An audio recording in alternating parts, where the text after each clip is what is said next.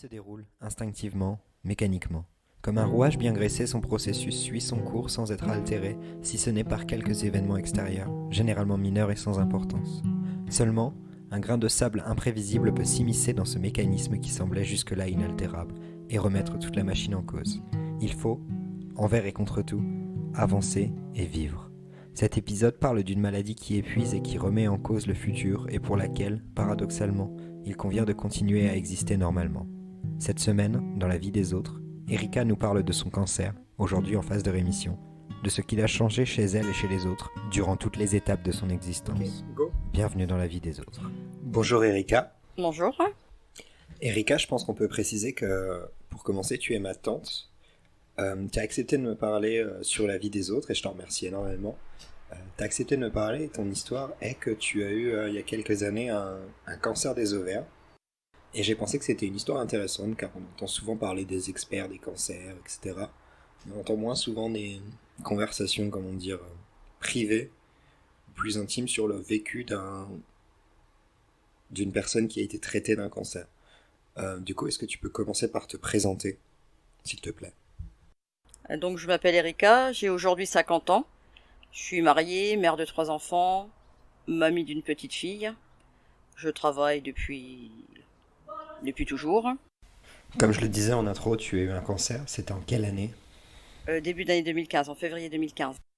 En février 2015, donc là on est en septembre 2018 quand on enregistre. C'est une histoire qui a un petit peu plus de 3 ans. Comment est-ce que tu as appris que tu avais un cancer ? Au départ, maux de ventre. J'ai eu des maux de ventre et mon ventre a gonflé d'un coup, en 3 jours de temps. 3-4 jours de temps. Je travaille chez un médecin, donc lui il m'a prise en main, aussitôt. Au départ, on m'a soigné pour... on pensait que c'était comme une occlusion intestinale, donc une grosse constipation. Donc le lendemain, j'ai le ventre qui grossissait toujours. On a pensé que je faisais un déni de grossesse. Et donc après, quand on a vu que c'était rien de tout ça, les examens sont enclenchés. Radio, échographie, scanner, IRM, prise de sang, spécialiste. Et le fait de travailler chez un médecin m'a beaucoup avantagé parce qu'au bout d'une semaine, j'avais fait tous les examens. Au bout de 15 jours, je rentrais à l'hôpital. Et au bout de 3 semaines, je commençais ma chimio. C'est pas le cas de tout le monde, malheureusement. En principe, les délais pour commencer la chimio, c'est 2 mois. Donc toi, tu as eu un délai de prise en main de 3 semaines au lieu de 2 mois. Malheureusement, c'est pas le cas pour tout le monde. Est-ce que pendant ces 3 semaines, peu à peu, on se rend compte que c'est grave ? Est-ce qu'on suspecte que quelque chose... Ma suspicion de grave, oui, parce qu'ils m'ont découvert un stade 3C, donc quasiment du palliatif. Disons que dans un cancer, il y a 4 stades. Dans chaque stade, il y a un stade ABC. Le 4, c'est le palliatif, ça veut dire en principe, en palliatif, il n'y a plus rien à faire, quoi. Et donc moi, j'étais au stade 3C, donc juste le niveau en dessous du palliatif. Donc on se dit qu'on est quand même mal barré, quoi. Mal barré. Tu restes serein dans ces cas-là ? Moi, personnellement, oui. Mon entourage, moins. Et comment ça a été vécu, du coup ? Moi, j'ai pas tellement réfléchi. Je me suis dit, on y est, on y va. Hein. Il faut tenter le tout pour le tout. Mais je pense que le plus dur, c'est pour l'entourage. Parce qu'eux ne savent pas... ils ne savent pas comment prendre la maladie. Ils sont impuissants, eux. Tandis que toi, en tant que malade, tu sais que tu vas te battre, que tu vas affronter ça. Je vais peut-être poser une question bête, mais comment on dévoile cette maladie à l'entourage ? On l'annonce comme ça de but en blanc ? C'est pas facile, hein. Moi, quand je l'ai appris, donc, je l'ai appris par mon patron, hein. Par mon patron. Comme je travaillais pour lui, donc lui, moi, il m'envoyait, pendant mon boulot, j'allais à un coup passer une radio, échographie, scanner. Je suis allée chez le gastro-entérologue, c'est lui qui a découvert que j'avais un cancer des ovaires. Pourquoi gastro-entérologue ? Bon, ça, j'en sais rien. Donc quand je suis rentrée, il a pas osé me le dire, mais bon, moi, j'ai compris tout de suite, donc je lui ai dit. Donc en rentrant chez moi le soir, c'était pas facile, quoi. Comment je vais annoncer ça à William, quoi, mon mari. Donc je suis rentrée, je lui ai annoncé aussitôt. Puis après, on allait voir mes parents, quoi. Et tu connaissais déjà la gravité du diagnostic à ce moment ? On savait que c'était un cancer, mais à quel niveau, on savait pas. On savait pas. Et l'inquiétude se présente directement dès l'annonce, j'imagine? Bah, l'inquiétude se fait, oui, à l'annonce. Après, une fois que t'es prise en charge, t'es moins inquiet. Quand t'es pris en charge, t'es moins inquiet parce que t'es pris en charge par le corps médical, donc t'as confiance en eux. Du coup, à partir de ce moment, tu es prise en main. J'imagine que on te fait on t'entoure et on te fait un calendrier de traitement, un calendrier de chimio, etc. Ah oui, oui, t'as un calendrier sur, je sais pas, sur 3-4 mois de chimio de ton protocole. Une fois que t'as vu les cancérologues. Et du coup, est-ce qu'à l'annonce ou est-ce que quand t'on donne ton protocole de traitement, tu imagines, tu sais, tu t'attends à ce que ta vie change? Ou est-ce que c'est quelque chose qu'on accepte comme ça? Bah, tu te demandes où tu vas quand même. Tu te demandes où tu vas. Tu dis, est-ce que je vais réussir à m'en sortir? Est-ce que je vais pas réussir? Mais je pense qu'en tant que malade, tu te fais surtout de la bile pour ton entourage. Tu te fais de la bile pour ton entourage. T'as pas le droit de craquer par rapport à ton entourage. Si toi tout craque, ton entourage craque. Si ton entourage craque, t'es pas bien. Donc pour la maladie, c'est pas bien, quoi. Pour affronter ça. Faut essayer de rester serein. Puis bizarrement, c'est le malade qui réconforte les proches. J'imagine que tu dis ça parce que c'est la façon dont tu l'as vécu. Bah oui, oui. Parce que quand tu rentres chez toi, que tu vois tout le monde pleurer, tu te dis... C'est pas un environnement.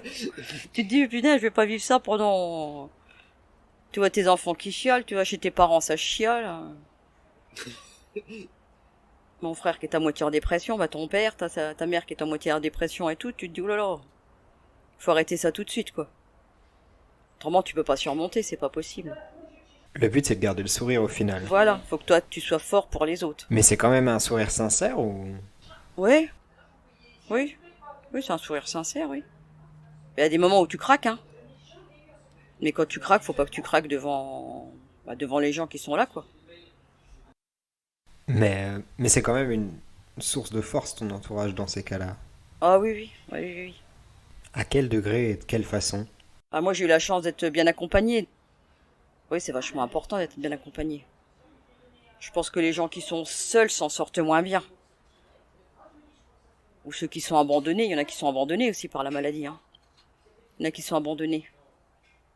Donc là, oui, c'est important, c'est très important.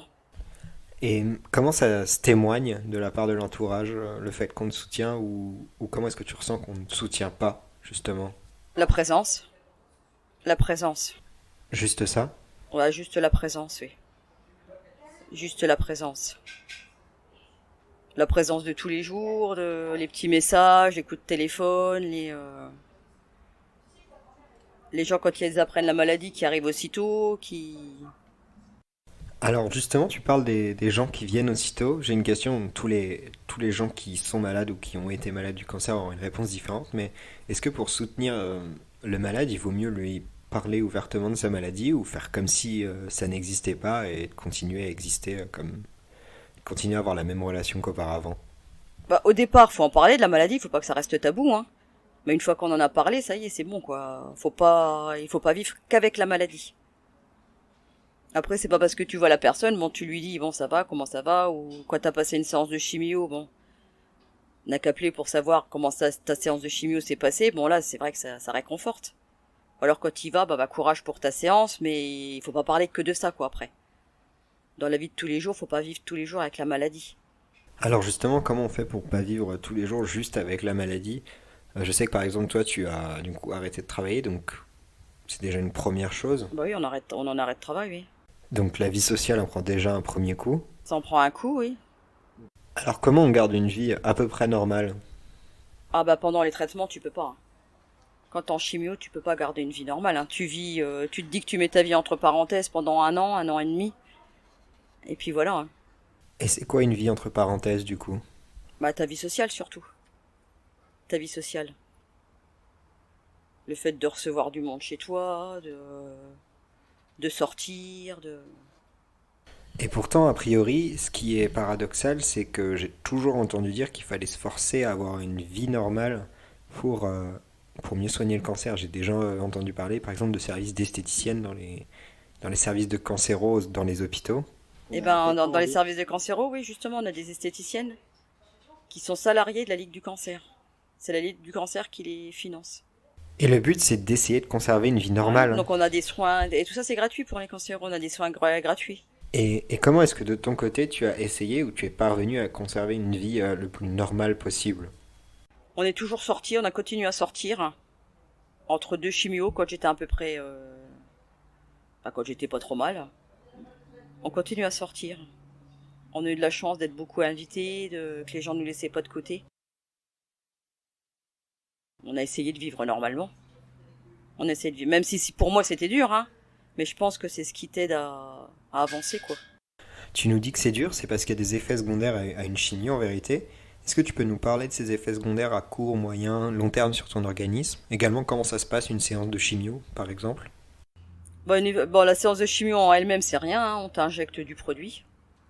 On t'injecte des pochettes de produits. C'est le même système qu'une perfusion. Sauf qu'on te le passe dans le cathéter pour pas bouffer tes veines. Donc ça, la chimio en elle-même, la séance, c'est rien. Tu souffres pas, t'as pas de douleur, t'as rien. C'est indolore, hein. Mais après, quand tu rentres chez toi, c'est là que tu dégustes, quoi. Le mal-être, les nausées, t'as les jambes qui flanchent, t'as des douleurs, c'est pas bien la chimio. Les séances l'après, quoi. T'es vraiment pas bien pendant 4-5 jours. Ah oui, si long que ça. Ah oui, oui, oui. Voire plus, hein. Les dernières séances, voire plus. Parce que l'organisme se fatigue, hein. Parce que le problème de la chimio, c'est qu'elle bouffe, c'est censé bouffer les cellules cancéreuses, mais ça bouffe aussi les cellules saines. Donc ça fait pas le tri. Ça peut pas encore faire le tri. Donc Ok. obligatoirement, le corps s'épuise, quoi. Il s'épuise. Donc tu peux pas manger, tu peux rien faire, quoi. Et dans ton cas, c'était à quelle fréquence les séances de chimio du coup? J'en avais une toutes les 3 semaines, hein. Donc au départ, j'ai eu 12 grosses séances et après j'en ai eu 25, ce qu'on appelle la chimio de confort. Ah oui, parce que du coup, ton traitement a duré combien de temps? 2 ans. Ouais, j'ai arrêté en février 2017. Et donc à l'heure où on enregistre, ça fait à peu près 1 an et demi que t'as plus rien du coup. Lorsqu'on nous préparions cet épisode de La vie des autres, tu m'avais parlé du fait que pendant les séances de chimio, comme on est entre cancéreux, l'atmosphère est particulière. Est-ce que tu veux bien en parler? C'est contradictoire, mais c'est le ressenti de tous les cancéreux, hein. On aimait bien aller en chimio. Saint-Dizier, hein, parce il y a certains hôpitaux où t'es tout seul dans un box. Mais là, chez Saint-Dizier, t'avais le choix où t'étais dans une pièce commune ou t'étais dans une pièce seule. Donc moi, j'avais choisi bien évidemment la salle commune. Puis c'est bien parce qu'on se raconte tous nos histoires et on parle de la maladie, puis après on raconte des bêtises, quoi. On blague, on passe vraiment des bons moments. Puis le personnel est là, le personnel soignant est là, il vient avec toi et il y a la psychologue qui passe aussi pendant les séances de chimio. Pareil, qui est salarié de la Ligue des cancers, quoi, de la Ligue du cancer. Et c'est quoi le rôle du psychologue, de cette personne dans le traitement? Elle vient voir comment on réagit face à la maladie. Voir si on a besoin d'entretien individuel, voir comment on est. Comment on est. Mais c'est vrai qu'après, il y a un groupe qui se forme et comme on vient tous les jours, quand ils nous donnent les rendez-vous, c'est une fois toutes les 3 semaines, donc on retrouve souvent les mêmes personnes. Suivant le protocole, hein, si elles viennent toutes les 3 semaines ou tous les 15 jours. Donc à force, il y a une sorte d'amitié qui se crée, quoi. Ouais, effectivement, tu dois partager quelque chose de particulier avec ces gens-là qui sont les seuls à avoir la même maladie à peu près au moins que toi. Et puis on peut plaisanter sur notre maladie, quoi. On peut plaisanter. Obligatoirement, on comprend la personne qui est en face de soi, la personne nous comprend. C'est vrai que c'est plus facile, hein. C'est plus facile. Puis on se permet de leur dire des choses sur notre ressenti, sur quand on a un peu de cafard. Alors qu'on va pas le dire à nos enfants, à notre conjoint. On va pas raconter certaines choses, quoi. Des fois on se dit est-ce qu'on va s'en sortir, est-ce qu'on va pas s'en sortir. Des fois quand on baisse les bras, quand on est en séance de chimio, on peut se le dire, hein. Tandis que tu vas pas dire à ton mari tiens, j'en ai marre, je vais partir. Et ça t'est déjà arrivé, toi, d'avoir envie de baisser les bras? Oh oui, après les séances de chimio, oui. Ouais, au final, c'est quand t'es au fond, quand ton corps est complètement fatigué que... Ouais, ouais, quand le corps en peut plus, tu te dis ça y est, j'arrête, hein. Et justement, par rapport à ça, tu as un suivi tous les combien... Enfin, tu as des bilans, j'imagine. Oui, oui, tous les 2 mois et demi, 3 mois. Et du coup, j'imagine que tous les 2 3 mois, tu te sens fébrile et tu te demandes ce qui va arriver. Non. Ah, Non, personnellement, moi je m'en moque, moi, des bilans, non. Il y en a qui ont peur, mais moi non. Moi je m'en moque. Je me dis, arrive ce qui arrivera, hein. De toute façon. Tu n'avais pas d'espoir ou de peur particulière avant un bilan en fait. T'attendais rien de particulier de ces bilans-là. des Non, non, bilans? non, non, non. J'attendais rien, non. Après, je sais pas si mon entourage au départ, c'est vraiment.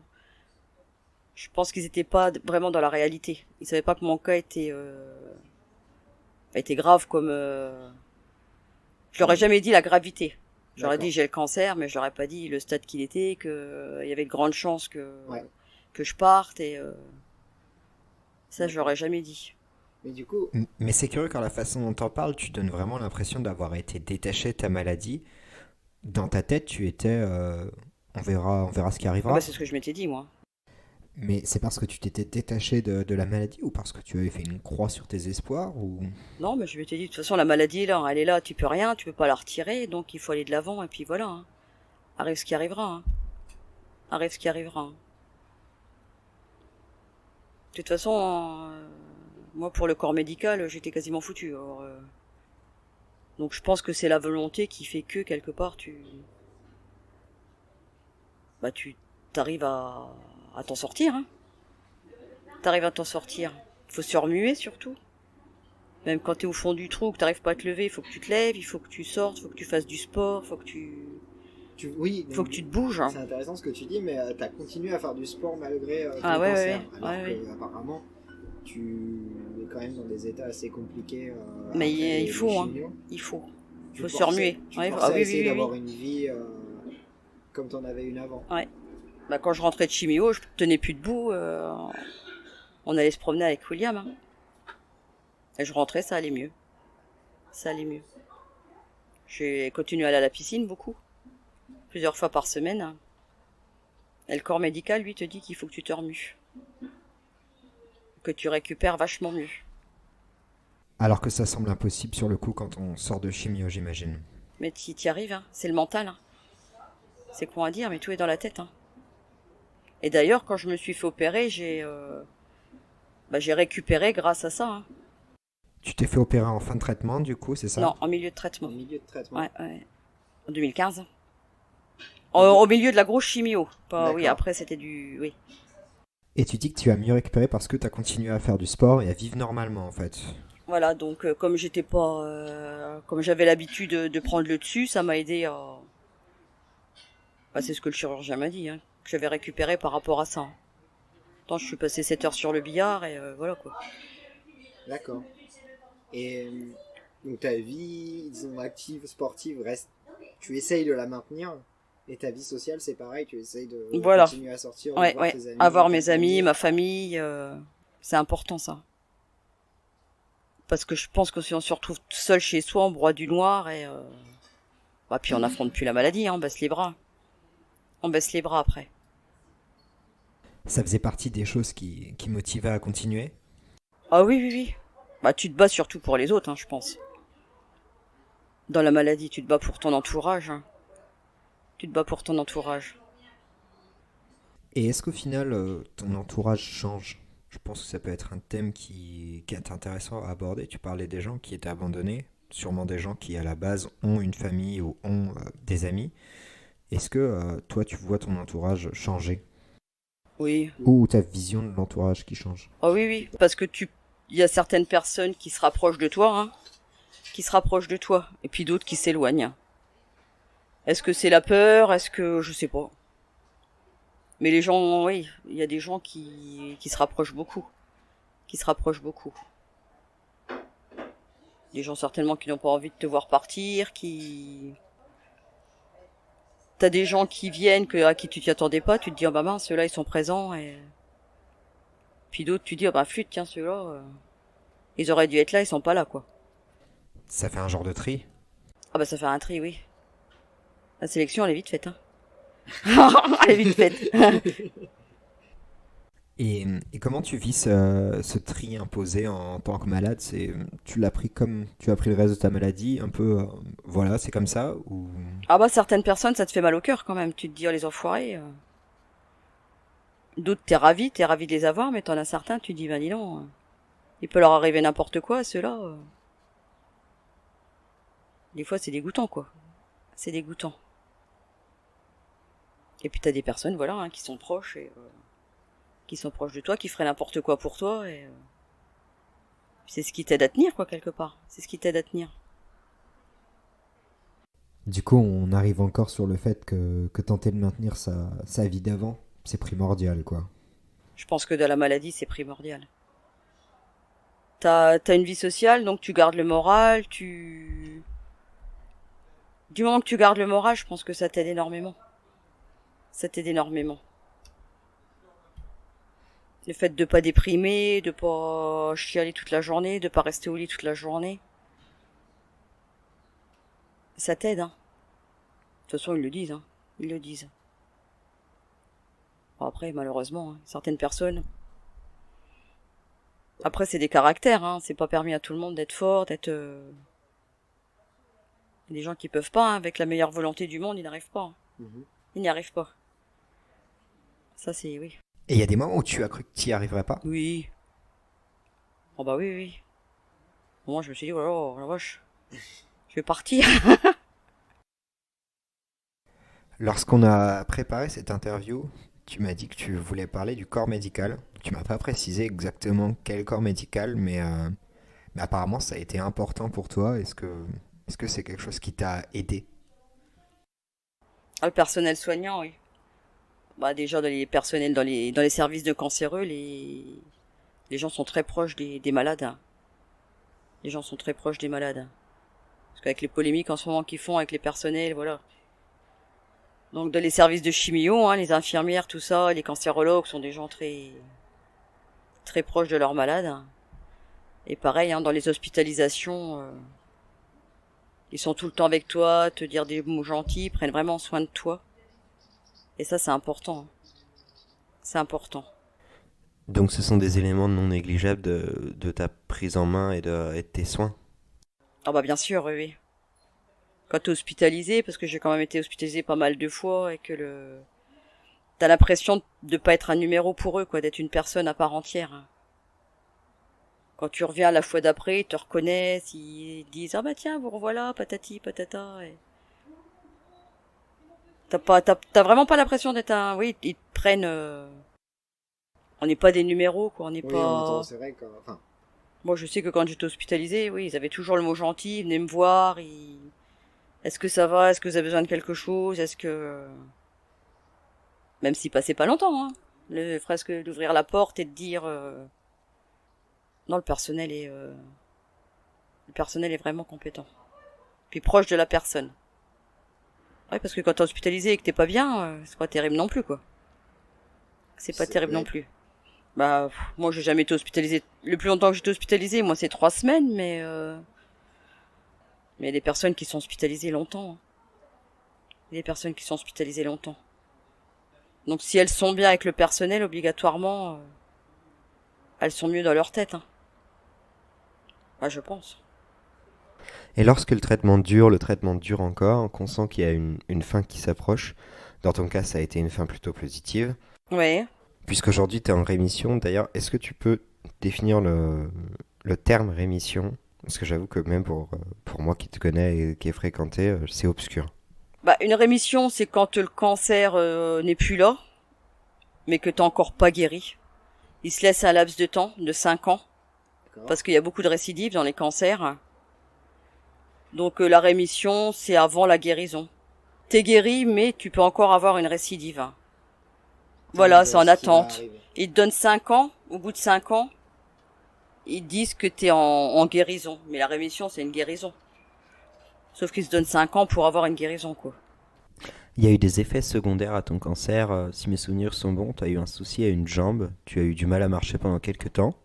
Oui, oui, c'est parce que j'avais comme ils m'ont retiré plein de trucs dans le ventre, j'ai une poche d'eau, ce qu'ils appellent une poche de lymphocèle, une poche d'eau qui s'est formée sur un nerf.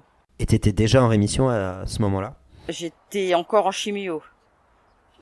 Là, j'étais D'accord. encore pas en rémission. Donc ça appuyait sur le nerf obturateur, donc j'avais des douleurs plus quoi. Et donc au départ, ils pouvaient pas m'opérer parce que la grosse opération était trop fraîche. Ils Ouais. pouvaient pas me rouvrir le ventre, donc ils ont attendu. Puis quand ils ont pu, ils m'ont retiré cette poche-là, quoi.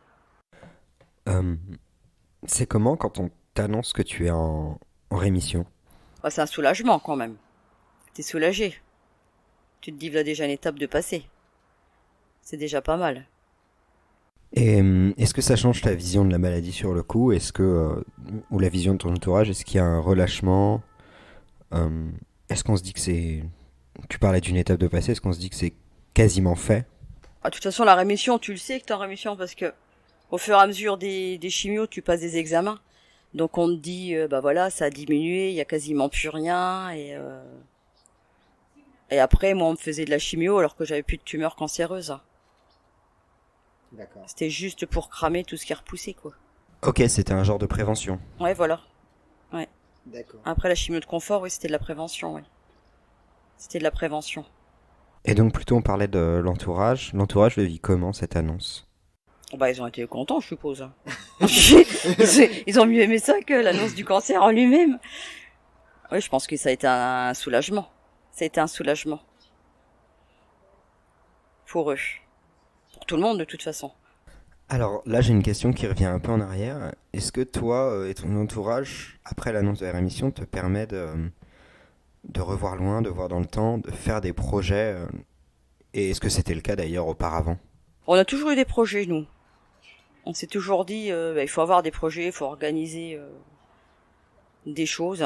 Et puis, il faut vivre, surtout. Organiser des voyages, si on voit loin dans le temps. Hein. Parce que bon, Oui, oui, bien une sûr. chouille, un truc comme ça. Oui, il faut se projeter dans l'avenir. Hein. Dire, un jour, je ferai ceci, je vais aller là, je vais aller là.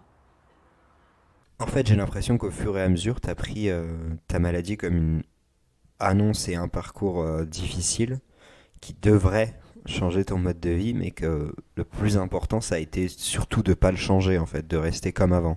Ah, il faut vivre de la même façon. Malgré le fait que ce Ah soit oui, oui, impossible. oui, oui. Il faut vivre de la même façon. Bah, il faut essayer. Il faut essayer. Parce que de toute façon, obligatoirement, tu vis pas de la même façon. Mais il faut essayer le plus... Bah, quand t'es à peu près bien, de vivre de la même façon.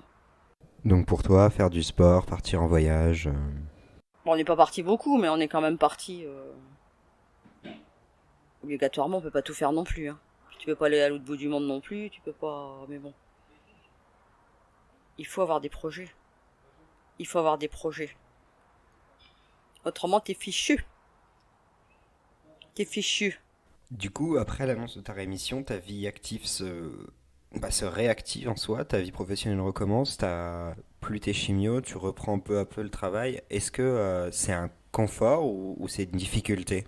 C'est un confort sans être un confort parce que t'as plus un suivi tout le temps, donc t'es un peu perdu quand même. Hein. C'est le ressenti de beaucoup de gens quand ils arrêtent leur traitement, ils se sentent un peu seuls au monde. Parce qu'on n'a plus le corps médical qui est derrière nous tout le temps. Parce que quand c'est la maladie, ben c'est la chimio, c'est les prises de sang, c'est les scanners, on passe sa vie dans les hôpitaux. Hein. Et donc là, du jour au lendemain, t'as plus rien. T'as un examen tous les 2 mois et demi, 3 mois, donc tu te dis merde. Tu te sens un peu seul au monde. Au final, ton suivi médical est devenu un centre, un point d'intérêt important de ta vie. Bah oui. Un peu malgré toi, du coup. Bah oui, mais ça, et il y a beaucoup de cancéreux qui tombent en dépression après les traitements. C'est contradictoire, hein, c'est con comme truc. Parce que, bah, ils se trouvent seuls au monde. Et maintenant, il y a beaucoup de gens qui vont au groupe de parole, justement, après leur rémission. Et ensuite, ta réinsertion se passe comment? Tu reprends ton métier, Bah, tu reprends ta vie professionnelle, hein. Tu reprends ta vie professionnelle au départ à mi-temps. Par rapport à la fatigue et tout ce qui s'ensuit. Puis après, petit à petit, ben, tu reprends ta vie d'avant, hein. Tu reprends ta vie d'avant. En changeant de caractère, quand même, je pense. T'as des Dans ton cas, qu'est-ce qui a changé dans le caractère? Bah, je pense que t'as des priorités, déjà. Tu te dis que la vie est courte, donc ça sert à rien de s'embêter. Tu t'endurcis aussi. Tu t'endurcis. Justement, hein, par rapport aux personnes, voilà, qui t'ont plus ou moins abandonné, Je pense que tu te laisses plus emmerder, quoi. Tu te laisses plus emmerder. Et puis les histoires futiles de tous les jours, les gens qui se rouspètent pour tout et rien, tu te dis franchement c'est vraiment dommage quoi. Les histoires de famille, les ceci, les cela. Après, comme tu le mentionnais plus tôt, toi t'estimes que t'as eu de la chance avec ton entourage pendant la maladie, donc ça facilite les choses également. Ah bah oui, oui, oui. Mais il y en a qui, face à la maladie, il y a des femmes qui sont abandonnées par leur mari, parce que le mari supporte pas soi-disant la maladie. Il y en a qui rentrent de chez eux en chimio, ils sont tout seuls. Là, ça doit être dur parce que je ne sais pas franchement comment ils font. Je sais pas comment ils font. Donc là, c'est sûr que quand tu rentres seul chez toi, tu te dis mince, tu baisses les bras et tu te laisses aller. Hein. Tu mentionnais auparavant que ta vision de la vie et des choses futiles notamment avait changé, que tu te laissais moins impacter. Tu penses vraiment que c'est lié à la maladie et que sans ça, cette modification de perception serait pas arrivée? Je pense, oui. Je pense.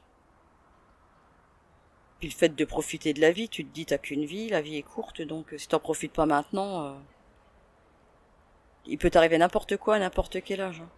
Bah oui, j'avais 47 ans. j'avais 46 ans. j'avais 46 ans, ouais. Pour, Oui, c'est quand même assez jeune, ouais. Ouais, surtout que j'ai eu un cancer de personne âgée. Donc il faut profiter à fond. Et aujourd'hui, tu estimes que la maladie est complètement derrière toi? Est-ce que c'est quelque chose à laquelle tu penses? Est-ce que tu la digères? T'es en phase de digestion? Ah, c'est toujours là, oui, oui. Je pense qu'il faut du temps pour que ce soit vraiment derrière soi. Hein. Comment est-ce que ça se symbolise au quotidien ou de façon hebdomadaire le fait que la maladie est pas tout à fait derrière toi? La fatigue, il y a encore beaucoup de choses qui font que t'as encore les effets hein, de la maladie. Et mentalement, il y a quelque chose? Mentalement, bon, non, non, pas mentalement, physiquement. Au niveau de la fatigue, t'as la fatigue qui se fait ressentir. Le problème, c'est que dès que t'as un petit mot, maintenant, tu te dis, bah tiens, flûte, si ça se trouve, ça revient. Tu prends peur en fait. Non, pas peur, mais t'y penses. T'y Alors penses. qu'avant, oui, j'imagine. Alors avant, j'aurais jamais pensé, oh bah tiens, je vais avoir le cancer, non, j'aurais jamais pensé à ça, non. Mais maintenant, quand t'as quelque chose qui va pas, tu te dis, oh bah tiens, si ça se trouve, ça revient. C'est une saloperie qui se remet je ne sais où, et... Et du coup, le but aujourd'hui, c'est de continuer à vivre ou de réapprendre à vivre normalement. Bah oui, vivre normalement, et puis profiter de la vie. Tu penses qu'aujourd'hui, tu profites plus au sens tu fais plus de choses ou est-ce qu'il y a juste une différence de point de vue ou rien de tout ça? J'en profite peut-être un peu plus, mais pas sans exagérer, quoi. C'est peut-être quand il faut faire quelque chose, je me dis, oh bah flûte, après on a qu'une vie, c'est financièrement parlant, quoi. Si c'est pour aller, voilà, bah toujours les voyages, pour partir en vacances, je me dis, oh bah tiens, pourquoi se priver alors que on sait pas dans 5 ans si on sera encore là, quoi. Sans parler de la maladie, hein, ça peut être un accident, ça peut être n'importe quoi, hein, ça peut être la perte de quelqu'un, ça peut être... Si t'as la possibilité de le faire, ça ne sert à rien de dire, bah tiens, je verrai dans 4-5 ans, quand... Il faut prendre le moment... Bah alors, faut pas réfléchir. Attraper les... Faut pas réfléchir. Faut pas réfléchir. Ah non, hein. Je crois que de mon côté, j'ai posé toutes mes questions, excuse-moi. Est-ce que tu as, toi, des sujets que tu veux aborder qu'on n'a pas abordés pour le moment et qui, tu penses, sont ou auraient été importants pour toi? Si, il y a peut-être la perte de cheveux, qui est vachement traumatisant.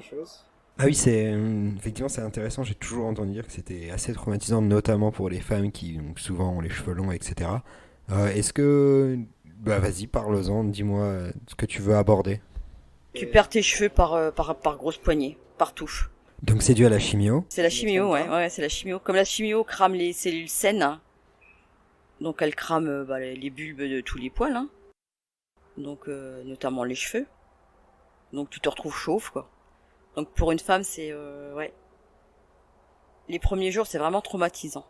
Ça se passe vite, j'ai aucune idée de quel temps ça peut prendre de perdre tes cheveux en chimio. 2 jours, hein, 2 jours, hein, 2-3 jours. Hein. Après la première séance, du coup. Ouais, tu les, oui. Ouais, tu les perds ouais, 3 jours. Bon, faudra demander à William, mais je pense, oui, 3 jours. Et pourtant, j'imagine quand même qu'on s'y attend à perdre ses cheveux, qu'on te le prévient. Ah bah, on te le dit, hein, on t'annonce, parce qu'il y a des chimios où tu perds pas tes cheveux, hein. Mais là, bon, j'avais un protocole où je perdais les cheveux, donc ils te le disent, hein, quand même, hein. Donc tu vas acheter tes bonnets, tu vas acheter tes perruques, tu vas acheter toutes les conneries là. T'as quand même une coiffeuse qui te coupe les cheveux hyper courts pour que ça fasse moins drôle. Ça se voit moins, oui. Mais bon, quand tu les perds, Puis pour ton entourage, c'est traumatisant aussi. Hein. Bah moi, Axel, le fait que je perde mes cheveux... un symbole de la maladie, ouais. quoi. Axel, je pense qu'il avait pas réalisé que j'étais malade. Mais une Donc fois que j'ai Axel, perdu mon Axel cheveu... qui est ton plus jeune fils. Ouais, qui avait 14 ans donc à l'époque. Et lui, la perte de cheveux a été... il pensait que j'allais mourir par rapport à ma perte de cheveux. Pour lui, ça a été vraiment traumatisant. Mais même pour moi, hein, je pense que je l'ai plus mal vécu que l'annonce du cancer en lui-même. Après, ça se passe, hein. Une fois que t'as plus de cheveux, voilà, après, bon voilà, tu t'en fous. Tu t'en fous. Après, tu te dis, j'ai plus de poils, c'est bien, je m'épile plus. Plus besoin de m'épiler les poils. C'est bien, après, tu t'y fais, mais c'est vrai qu'au départ, waouh, c'est chaud. Hein. Et est-ce que, même en mettant la perte de cheveux de côté, la vision de la part des autres sur toi change quand tu es malade? Oui. Ils te Parce regardent... qu'en plus, Le cancer, à moins que je me trompe royalement et qu'on m'ait menti, c'est pas du tout contagieux, quoi. Oh bah non. Et pourtant, tu dis que le regard des autres change énormément. Oui, bah il y a Alors comment est-ce qu'il change et comment tu le vis? des gens qui sont curieux, qui ne t'ont jamais parlé, puis qui te parlent en te disant, en te demandant de tes nouvelles et tout, mais bon, je pense que c'est plus de la curiosité qu'autre chose. Il y a des gens qui savent pas quoi faire pour te faire plaisir. Tu sais, ils t'amènent des bricoles, quoi, ils vont aux asperges, ils t'amènent des asperges, ils t'amènent des poireaux, ils t'amènent, oui, très conforte comme ils peuvent, mais c'est vrai que là, j'ai eu beaucoup de personnes comme ça. C'est marrant. C'est gentil, surtout. Puis t'en as des autres, oui, t'as les curieux qui t'ont jamais adressé la parole et qui te croisent dans la rue et puis qui te disent, ah bah, nanana, qui veulent avoir de tes nouvelles, quoi. C'est vrai que les gens te regardent différemment aussi. T'as ceux qui osent pas te regarder non plus. Je pense que c'est pareil, ils sont gênés ou je sais pas. Parce que le cancer, t'es pas pestiféré, hein. Justement, c'est pour ça que Voilà, je disais, ça c'est s'attrape pas. Non, mais des contagieux, fois, t'as l'impression que c'est contagieux. C'est peut-être parce qu'ils savent pas comment aborder non plus. Ouais, du coup, c'est pour ça que je posais la question un peu plus tôt. C'est à toi qui étais cancéreuse, comment est-ce qu'il fallait te parler? Est-ce qu'il fallait complètement ignorer la maladie et parler comme avant ou parler de la maladie justement? Bah, faut Ouais, parler c'est- comme avant, hein. Les c'est- gens qui sont pas forcément proches de la personne, faut parler comme avant, hein. Et pas l'ignorer. Parce qu'il y en a aussi qui t'ignorent pour ne pas, parce que je pense qu'ils savent pas comment t'aborder, hein. C'est pour ça, quand on rencontre des personnes qui ont le cancer, on est vachement plus à l'aise, hein. Ah, toi, tu veux dire en tant En tant que- cancéreuse, ouais, pendant voilà. la chimio notamment. Oui, mais même dans la vie de tous les jours, hein. Maintenant, quand tu rencontres quelqu'un qui a le cancer, tu peux te permettre des choses, hein, parce que toi, t'as ton vécu de cancéreux. Donc la personne va mieux l'accepter, va... Ouais, il y a un genre de base de compréhension. Ouais, voilà, ouais. Et du coup, qu'est-ce qu'on raconte à un cancéreux quand on est soi-même un ex-cancéreux? On dit qu'on fait partie du même club. C'est ça. C'est vrai. On fait partie du club, quoi, on dit. On rassure, on... Bon, puis on rigole. Ouais. Bon, il y en a qui rigolent pas, hein, quand même, hein, je dis ça, mais bon. Non, mais c'est vrai que ça passe toujours mieux. Quand t'es dans la même maladie, même si c'est pas le même cancer, ça passe... tu peux te permettre des choses, hein. Où les gens ont une approche, quand ils savent que toi t'es dans la même maladie, ils ont une approche plus facile. Ils ont une approche plus facile. Ok.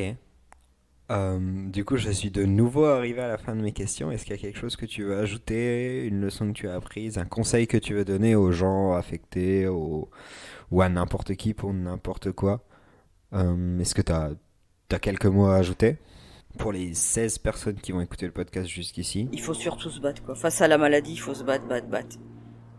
Faut essayer de jamais baisser les bras. Faut se dire, quand il y a de la vie, il y a de l'espoir, hein. Surtout si aujourd'hui, toi, tu étais dans un stade assez avancé, c'est une bonne leçon. Bah Et qu'au oui, non, final, voilà. aujourd'hui, t'es là pour en parler. Voilà. Ça veut dire que au final, c'est possible quand même. C'est quoi. possible, hein. C'est possible. Après, bon, voilà, il y a des situations, même si on se bat, hein. Mais il faut toujours garder espoir, hein. Puis il faut se battre, quoi, faut se battre. Faut pas baisser les bras. Faut pas baisser les bras. Voilà, Monsieur Camille. Tu as fait le tour? Ouais, j'ai fait le tour, je pense. Yes. Je pense, hein. Du coup, je te remercie de m'avoir parlé de tout ça. Ah, moi aussi, merci beaucoup. De mon point de vue, et j'espère aussi du point de vue de tous les gens qui ont écouté ou vont écouter ce podcast, ça a été très intéressant d'avoir le témoignage de quelqu'un qui a été malade, donc ça change un peu. Et voilà, du coup, merci énormément. Eh ben, merci. Et à bientôt du coup. Et voilà, la vie des autres c'est terminé pour aujourd'hui. Je remercie Erika de m'avoir offert de son temps afin de me raconter son cancer, comment elle l'a vécu et comment elle le vit encore. Je pense qu'il est inutile de répéter ses propos, que malgré les problèmes et les prétendues catastrophes, il faut essayer de vivre normalement et de traverser les événements aussi sereinement que possible. En tout cas, j'espère que vous avez autant apprécié écouter cet épisode que j'ai aimé le faire. Vous pourrez suivre l'actualité de la vie des autres sur Instagram, sur Facebook et sur Twitter, vous reconnaîtrez le logo orange vif. Encore une fois, un énorme merci d'être arrivé jusqu'ici dans l'écoute de la vie des autres. Je vous demande quelques dernières faveurs. Si vous avez aimé cet épisode, diffusez-le autour de vous, partagez-le. Je vous invite également à recommander la vie des autres sur Apple Podcast ou iTunes. 5 étoiles, ça aide énormément pour toucher de nouvelles personnes. Vous pouvez également le faire sur n'importe quelle application de podcast. Si vous avez envie de me contacter pour me congratuler ou me critiquer, il y a une adresse email, laviedesautres.podcast@gmail.com.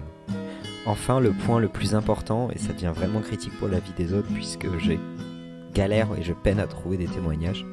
Si vous désirez me raconter votre histoire, anonymement ou non, en 10, 30 minutes, 45 minutes, 2h30, peu m'importe, n'hésitez pas à me contacter via l'un des moyens que j'ai mentionnés, peut-être l'adresse email notamment. En tout cas, merci 1000 fois d'avoir écouté la vie des autres et à très bientôt autour de vos histoires.